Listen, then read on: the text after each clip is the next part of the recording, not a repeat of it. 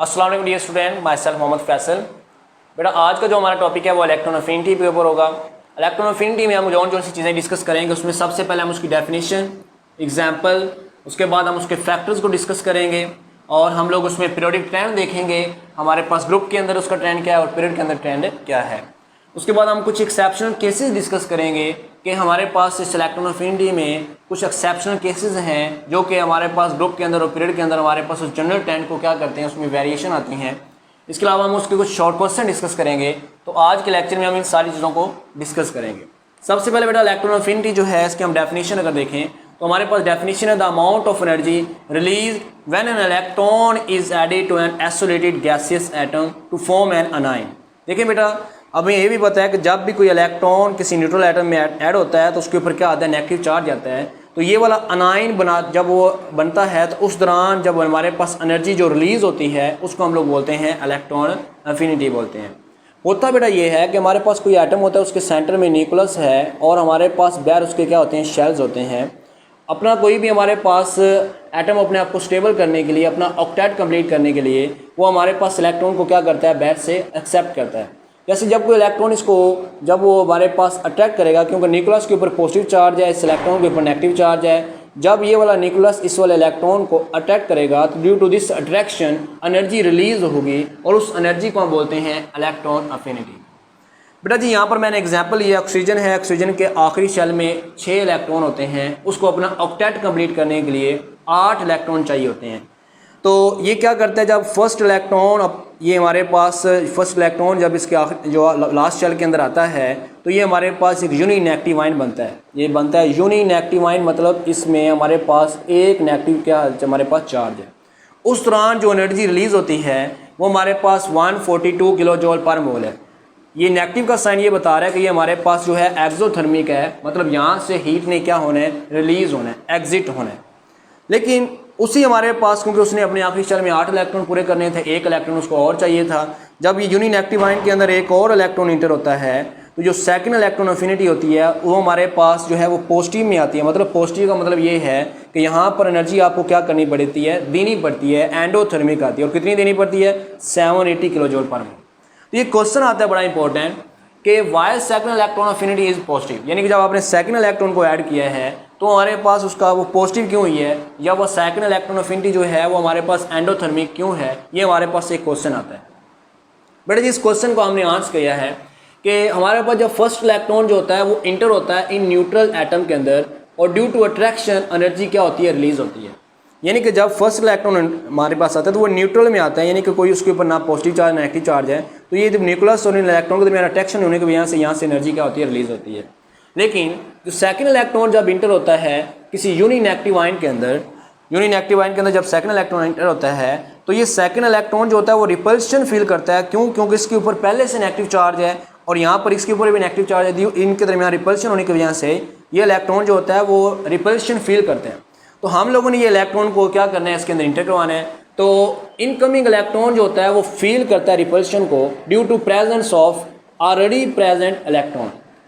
पहले से मौजूद इलेक्ट्रॉन जो होते हैं वो आने वाले इलेक्ट्रॉन को रिपेल करते हैं। तो हम क्या करते हैं, टू अवॉइड दिस रिपल्शन, इस रिपल्शन को अवॉइड करने के, इस रिपल्शन को मिनिमाइज करने के लिए हमें एनर्जी क्या होती है, रिक्वायर्ड होती है। हम एनर्जी उसको देते हैं। दैट्स वाई हमारे पास जो सेकंड इलेक्ट्रॉन अफिनिटी होती है वो पॉजिटिव होती है या हमारे पास क्या होती है, एंडोथर्मिक होती है। ये बेटा उसका आंसर है जो हम लोगों ने यहाँ पर इसको किया।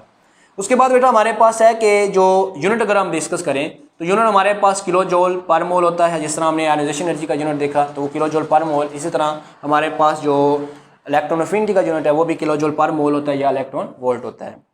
बेटा जी हमारे पास फैक्टर्स के ऊपर अगर हम बात करें तो factors affecting on electron affinity, तो उसमें सबसे पहला फैक्टर हम डिस्कस करते हैं एटॉमिक रेडियस या एटॉमिक साइज को।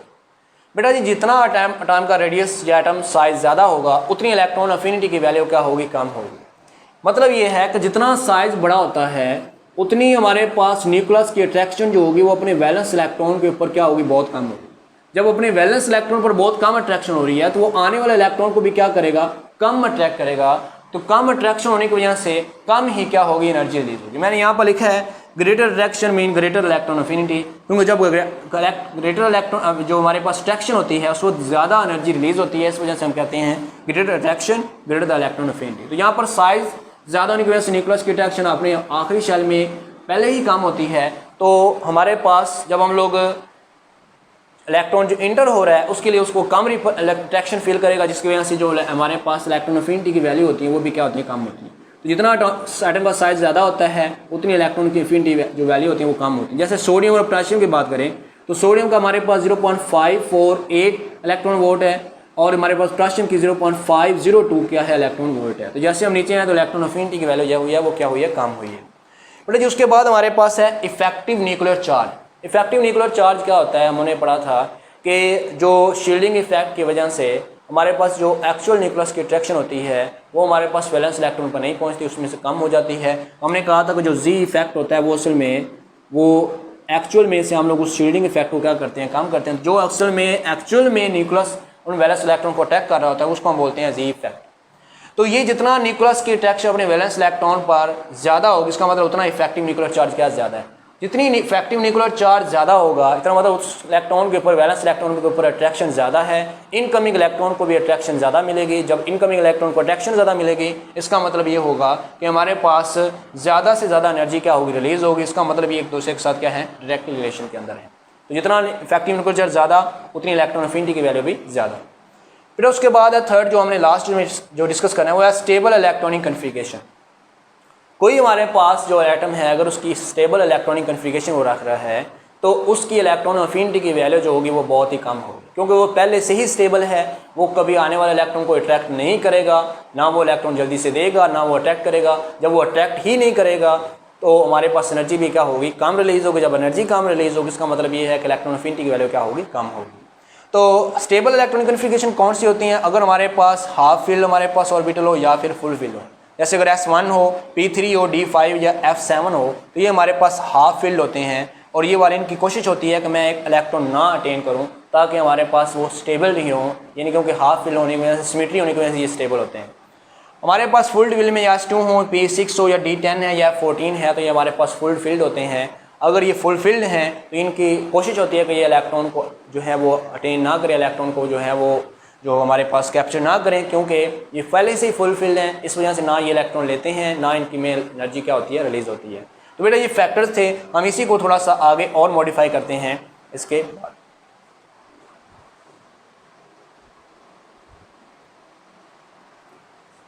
जी तो बेटा हम लोगों ने स्टेबल इलेक्ट्रॉनिक कन्फिगरेशन की बात की कि यहाँ पर हमारे पास या तो वो हाफ फील्ड हों या हमारे पास वो फुल फील्ड होंगे, उनकी इलेक्ट्रॉन अफिनिटी की जो वैल्यू है वो बहुत ही कम होगी।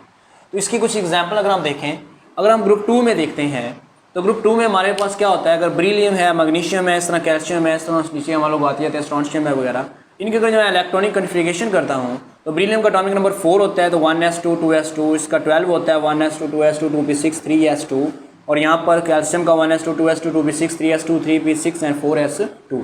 अगर आप इसमें वैलेंस शेल की अगर आप लोग इनकी इलेक्ट्रॉनिक कन्फिगरेशन देखें तो उनमें क्या आ रहा है, NS2 आ रहा है। मतलब कि इनका जनरल हमारे पास जो वैलेंस शेल इलेक्ट्रॉनिक कन्फिगरेशन है वो NS2 है। एंड से मुराद यहाँ पर नंबर ऑफ हमारे पास शेल हैं, यानी ये यहाँ पर सेकंड होगा, ये थर्ड है, यहाँ पे हमारे पास फोर्थ है। जब हमारे पास S फुल फील्ड है तो फुल फील्ड होने की वजह से अब इसमें और जगह नहीं है कि इलेक्ट्रॉन क्या हो जाए, इसमें ऐड हो सके। इस वजह से ये इलेक्ट्रॉन को क्या करेंगे, कम अट्रैक्ट करेंगे। ये जब कम अट्रैक्ट करेंगे तो यहाँ पर इनकी इलेक्ट्रॉन अफिनिटी की वैल्यू भी क्या होगी, कम होगी। फुल फील्ड होने की वजह से ये इलेक्ट्रॉन को ना अटेन करते हैं, ना इनकी जो इलेक्ट्रॉन की अफिनिटी की वैल्यू होती है। तो ग्रुप 2 जो होते हैं हमारे पास, इनकी जनरली जो इलेक्ट्रॉन अफिनिटी की वैल्यू होती है वो हमारे पास क्या होती है, 0 होती है। क्यों? क्योंकि इनका NS ऑर्बिटल जो होता है वो वैलेंस शेल वो कम्प्लीटली फिल होता है, जिसकी वजह से इनकी इलेक्ट्रॉन अफिनिटी की जो वैल्यू होती है वो क्या होती है, 0 होती है। ग्रुप 18 की बात करें जिसमें हमारे पास जिनको हम नोबल गैसेस बोलते हैं, जिनको हमारे पास helium, neon, argon, krypton, xenon है। तो हीलियम का डुप्लेट कंप्लीट है और अगर नियॉन, आर्गन, क्रिप्टॉन का क्या है, ऑक्टेट कंप्लीट है। इनका डुप्लेट और ऑक्टेट कंप्लीट होने की वजह से इनमें no empty spaces to accommodate extra electron. इनको एक्स्ट्रा इलेक्ट्रॉन को अकोमोडेट करने की ज़रूरत ही नहीं होती, ना वो, क्योंकि पहले से वो स्टेबल हैं, ना वो अट्रैक्ट करते हैं। जिस तरह इनके आखिरी शेल में कितने 8 इलेक्ट्रॉन है, इसके आखिरी शेल में भी कितने 8 इलेक्ट्रॉन हैं। तो इसका मतलब ये है कि इसमें हमारे पास इलेक्ट्रॉन को एक्सेप्ट करने की एबिलिटी क्या है, बहुत कम है। जब इलेक्ट्रॉन को ये अट्रैक्ट ही नहीं कर रहे तो इनकी इलेक्ट्रॉन अफिनिटी की वैल्यू भी क्या होती है, 0 होती है। तो ग्रुप 2 और ग्रुप जो 18 होते हैं इनकी इलेक्ट्रॉन अफिनिटी की वैल्यू क्या होती है, 0 होती है। अगर हम ग्रुप 17 की बात करते हैं तो उनकी electronic valence shell electronic configuration होती है NS2NP5, यानी कि उनके आखिरी शेल में 7 इलेक्ट्रॉन होते हैं। अब उन्होंने अपना ऑक्टेट कंप्लीट करना होता है तो उनको एक इलेक्ट्रॉन चाहिए होता है अपना ऑक्टेट को कंप्लीट करने के लिए। इसका मतलब ये होगा कि उन्होंने एक इलेक्ट्रॉन को क्या करने के लिए वो अटेन करते हैं, एक इलेक्ट्रॉन, अब वो असर करने के इलेक्ट्रॉन को क्या करें, अट्रैक्ट करेंगे।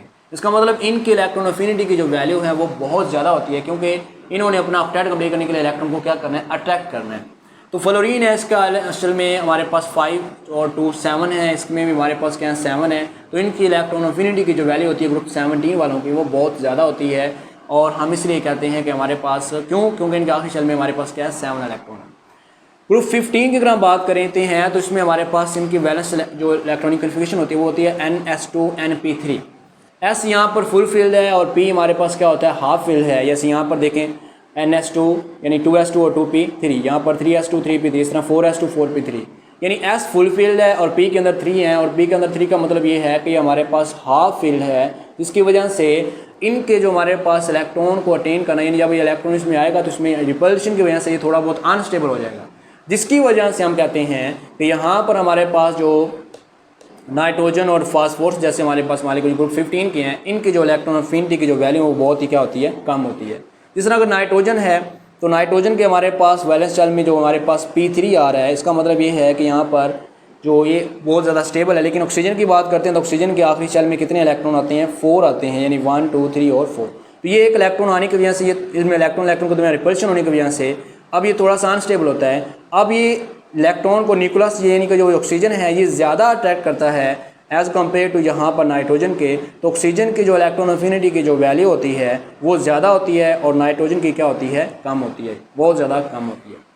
इसी तरह अगर हम बात करते हैं पीरियोडिक 10 की, तो हमारे पास पीरियोडिक 10 हम लोग ग्रुप में और पीरियड के अंदर डिस्कस करते हैं। तो ग्रुप के अंदर अगर हम बात करें तो यहाँ पर हम सोडियम से पोटाशियम में आए हैं। तो सोडियम और पोटाशियम में अगर हम आते हैं तो नंबर ऑफ शेल इनमें क्या होते हैं, बढ़ते हैं। नंबर ऑफ शेल बढ़ने की वजह से इनका साइज़ बढ़ता है, और यहाँ पर हमारे पास 11 प्रोटॉन थे और यहाँ पर 19 प्रोटॉन हुए हैं। तो हमारे पास इनका effective nuclear charge, number of proton भी क्या हुए हैं, बड़े हैं।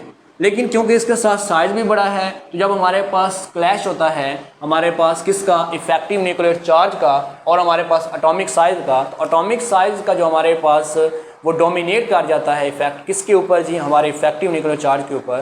तो हम कहते हैं एटॉमिक साइज डोमिनेट कर गया इफेक्टिव न्यूक्लियर चार्ज के ऊपर। तो जब एटॉमिक साइज बढ़ता है तो हमारे पास हम कहते हैं कि जो न्यूक्लियस की अट्रैक्शन है वो वैलेंस इलेक्ट्रॉन पर क्या हो जाती है, ऑटोमेटिकली क्या होती है, कम हो जाती है, जिसकी वजह से वो आने वाले इलेक्ट्रॉन को कम अट्रैक्ट करता है और कम एनर्जी क्या करता है, रिलीज करता है। तो हम कहते हैं इलेक्ट्रॉन अफिनिटी की जो वैल्यू है वो डिक्रीज होती है जैसे हम टॉप टू बॉटम यानी कि हम लोग क्या करते हैं, ग्रुप के अंदर मूव करते हैं।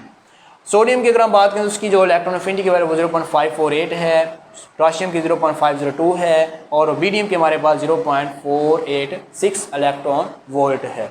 अब हम डिस्कस करते हैं पीरियड के अंदर इनका ट्रेंड क्या है।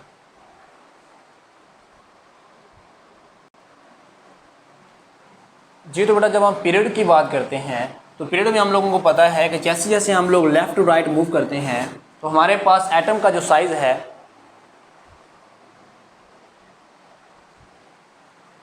जैसे जैसे हम लेफ्ट टू राइट मूव करते हैं तो हमें पता है कि एटम का जो साइज़ है वो क्या होता है, डिक्रीज होता है, क्योंकि इफेक्टिव न्यूक्लियर चार्ज जो है यानी न्यूक्लियस की जो अट्रैक्शन है वैलेंस इलेक्ट्रॉन के ऊपर वो क्या होती है, ज़्यादा होती है। इसका मतलब है जैसे जैसे हम लेफ्ट टू राइट जाएंगे वैसे वैसे क्या होगा। जी बेटा हम लोग ये डिस्कस कर रहे हैं कि हमारे पास जैसे हम लोगों को पता है जैसे जैसे हम लोग लेफ्ट टू राइट जाते हैं तो न्यूक्लियस की अट्रैक्शन जो होती है वो वैलेंस इलेक्ट्रॉन पर ज़्यादा होती है, जिसकी वजह से हमारे पास एटम का साइज़ कम होता है। न्यूक्लियस की अट्रैक्शन वैलेंस इलेक्ट्रॉन पर ज़्यादा होने की वजह से आने वाले इलेक्ट्रॉन को भी अट्रैक्शन क्या मिलेगी, ज़्यादा मिलेगी, जिसकी वजह से हमारे पास इलेक्ट्रॉन अफिनिटी की वैल्यू जो होती है वो ज़्यादा होती है। ये जनरली हम लोग ये कहते हैं, लेकिन हमारे पास ये होता है कि जो जैसे जैसे हम लेफ्ट टू राइट मूव करते हैं तो कुछ एक्सेप्शनल केसेस आते हैं। जैसे अगर हम lithium, beryllium, boron, carbon, nitrogen, oxygen, fluorine की तरफ जाएँ तो होना ये चाहिए कि जैसे जैसे हम लेफ्ट टू राइट मूव करें तो हमारे पास इलेक्ट्रॉन अफिनिटी की वैल्यू जो है वो बढ़े। लेकिन यहाँ पर अगर आप देखें यहाँ पर 0.618 है, यहाँ पर 0 हो गई है, यहाँ पर 0.277 है, यहाँ पर फिर कम हो गई है, यहाँ पर हमारे पास क्या है और कम हो गई है, यहाँ पर फिर बढ़ गई है, फिर कम हो गई। इसकी रीज़न हम लोगों ने डिस्कस की थी क्योंकि बेरिलियम अभी हमने थोड़ी देर इस बात से डिस्कस किया था कि बेरिलियम में हमारे पास क्या होता है कि इनका जो वैलेंस जो इलेक्ट्रॉनिक कन्फिगरेशन होती है वो NS2 होती है। इसकी वजह से हमारे पास ये जो इनमें एक्स्ट्रा इलेक्ट्रॉन अकोमोडेट करने की जगह ही नहीं होती, जिसकी वजह से इनकी इलेक्ट्रॉन अफिनिटी की वैल्यू जो होती है वो 0 होती है। इस तरह अगर हम बात करते हैं जो नाइट्रोजन ऑक्सीजन की अगर हमने बात की तो नाइट्रोजन जो होता है वो 2p3 होता है, यानी हाफ फील्ड है। इस वजह से इनकी इलेक्ट्रॉन अफिनिटी यानी कि हाफ फील्ड होने की वजह से ये भी इलेक्ट्रॉन को जो अटेन करने की एबिलिटी होती है वो भी बहुत कम होगी, जिसकी वजह से ये भी बहुत कम एनर्जी को क्या करेगा, रिलीज करेगा। ऑक्सीजन की ज़्यादा होती है, इसके बाद हमारे पास फ्लोरीन की उससे ज़्यादा होती है। एक और यहाँ पर हमने बात डिस्कस करनी है कि हम लोगों ने ये पढ़ा था कि जैसे जैसे हम टॉप टू बॉटम आते हैं तो हमारे पास इलेक्ट्रॉन अफिनिटी की जो वैल्यू है वो कम होती है। उसकी रीजन हम लोगों ने पढ़ी थी। लेकिन यहाँ पर अगर हम बात करते हैं कि ये हमारे पास सेकंड पीरियड है और ये हमारे पास क्या है जी, थर्ड पीरियड है। तो सेकंड और थर्ड पीरियड में बात करें तो होना ये चाहिए कि लिथियम की ज़्यादा होनी चाहिए सोडियम से, इस तरह हमारे पास बेरिलियम की ज़्यादा होनी चाहिए मैग्नीशियम, इस तरह बोरोन ज़्यादा होनी चाहिए एल्यूमिनियम से, कार्बन की ज़्यादा होनी चाहिए सिलिकॉन से। लेकिन अगर हम देखें तो यहाँ पर बोरोन है 0.277, लेकिन जो हमारे पास एल्यूमिनियम है वो 0.411 है, यानी कि बोरोन की जो इलेक्ट्रॉन अफिनिटी की वैल्यू वो कम है और बोरोन की कम है और एल्यूमिनियम की क्या है, ज़्यादा है। इस तरह कार्बन की 1.263 है और सिलिकॉन की 1.385 है, यानी कि कार्बन की कम है और हमारे पास सिलिकॉन की क्या है, ज़्यादा है। और नाइट्रोजन की हमारे पास इस तरह कम है और फास्फोरस की ज़्यादा है। इस तरह हमारे पास ऑक्सीजन की कम है और सल्फ़र की ज़्यादा है और हमारे पास फ्लोरीन की कम है और क्लोरीन की हमारे पास क्या है, क्लोरीन की हमारे पास 3.399 है और क्लोरीन के हमारे पास जो है वो हमारे पास 3.617 है। तो ये ऐसा क्यों हुआ कि सेकंड पीरियड वाले जो हमारे पास हैं उनकी इलेक्ट्रॉन की अफिनिटी की जो वैल्यू है वो कम हो गई और जो थर्ड वाले उनकी क्या होगी, ज़्यादा होगी। तो उसकी बड़ा आंसर ये है क्योंकि जो सेकंड पीरियड वाले उनमें हमारे पास 2 ही शेल होते हैं और 2 शेल में इलेक्ट्रॉन क्या हो रहे हैं, आ रहे होते हैं। एक तो उनका स्मॉलर साइज होता है सेकंड पीरियड वाले एलिमेंट का, जब एडिशन एक्स्ट्रा इलेक्ट्रॉन उसमें आते हैं तो इलेक्ट्रॉन डेंसिटी जो होती है, यानी कि अगर हमारे पास ये 2 ही शेल थे यहाँ पर, ये फर्स्ट और ये वाला हमारे पास सेकंड, पहले उसके अंदर हमारे पास इलेक्ट्रॉन सारे के सारे क्या आ रहे हैं, इसी में आ रहे हैं। जब इलेक्ट्रॉन इसमें आ रहे हैं तो इन इलेक्ट्रॉन के दरमियान रिपल्शन बढ़ती जा रही है। तो ये पहले अगर इनमें ऐसे यहाँ पर हम देखें ऑक्सीजन के केस में, तो ऑक्सीजन के केस में आखिरी शेल में हमारे पास 6 इलेक्ट्रॉन आ चुके थे। जब एक इलेक्ट्रॉन और आया तो यानी इसका मतलब ये है कि इन्होंने इलेक्ट्रॉन एक दूसरे को रिपेल किया और इनके लिए हमारे पास जगह बन गई। लेकिन जैसे जैसे इलेक्ट्रॉन बढ़ते जा रहे होते हैं वैसे वैसे हमारे पास रिपल्शन जो है बिटवीन इलेक्ट्रॉन वो क्या हो रही है, इंक्रीज हो रही है, जिसकी वजह से इनका स्मॉलर साइज और इलेक्ट्रॉन डेंसिटी ज़्यादा होने की वजह से उनमें इलेक्ट्रॉन रिपल्शन होने की वजह से इनकी जो कोशिश होती है कि इनकी लेस टेंडेंसी होती है टू एक्सेप्ट द इलेक्ट्रॉन, यानी इलेक्ट्रॉन को एक्सेप्ट करने की जो इनकी टेंडेंसी होती है वो थर्ड पीरियड वालों से क्या होती है, कम होती है, जिसकी वजह से इन सेकंड पीरियड वाले जो हमारे पास इलेक्ट्रॉन जो होते हैं, हमारे पास एलिमेंट होते हैं, उनकी इलेक्ट्रॉन अफिनिटी की वैल्यू कम होती है और थर्ड वालों की क्या होती है, ज़्यादा होती है। क्योंकि सेकंड पीरियड वाले जो होते हैं उनका स्मॉलर साइज होता है, स्मॉलर साइज होने की वजह से उनके ऊपर इलेक्ट्रॉन की डेंसिटी जो होती है वो ज़्यादा होती जा रही है, इलेक्ट्रॉन के में रिपल्शन क्या होती जा रही है, वो ज़्यादा होती जा रही है, जिसकी वजह से वो एक्स्ट्रा इलेक्ट्रॉन को अटेन करना उनके लिए क्या होता है, वो अनस्टेबिलिटी की तरफ जा रहा होता है। इस वजह से वो उनमें जो इलेक्ट्रॉन को अट्रैक्ट करने की जो टेंडेंसी एक्सेप्ट करने की वो कम होती है, जिसकी वजह से हम कहते हैं कि इनकी इलेक्ट्रॉन अफिनिटी की वैल्यू कम और इनकी क्या होती है, ज़्यादा होती है। ये था जी हमारे पास इलेक्ट्रॉन अफिनिटी, जिसमें हम लोगों ने इसमें शुरू में इलेक्ट्रॉन अफिनिटी की डिस्कस किया, डेफिनेशन डिस्कस किया, उसमें कुछ क्वेश्चन डिस्कस किए, फैक्टर्स को डिस्कस किया, ग्रुप में हमने कुछ एक्सेप्शनल केसेस देखे और पीरियड के अंदर हम लोगों ने एक्सेप्शनल केसेस को देखा। इसके बाद हम लोग रिडॉक्स पोटेंशियल को डिस्कस करेंगे, जिसमें हम ऑक्सीडेशन रिडक्शन और रिडॉक्स जो हमारे पास पोटेंशियल होता है या रिडॉक्स रिएक्शन होते हैं उनके हम लोग क्या करेंगे, टाइप्स को डिस्कस करेंगे। उम्मीद है कि आपको ये लेक्चर समझ आ गया होगा। अगर कोई क्वेश्चन नीचे कमेंट में आप मुझसे पूछ सकते हैं, मैं आपको वहाँ पर आंसर कर दूँगा। अपना ख्याल रखिएगा जी, अल्लाह हाफ़िज़।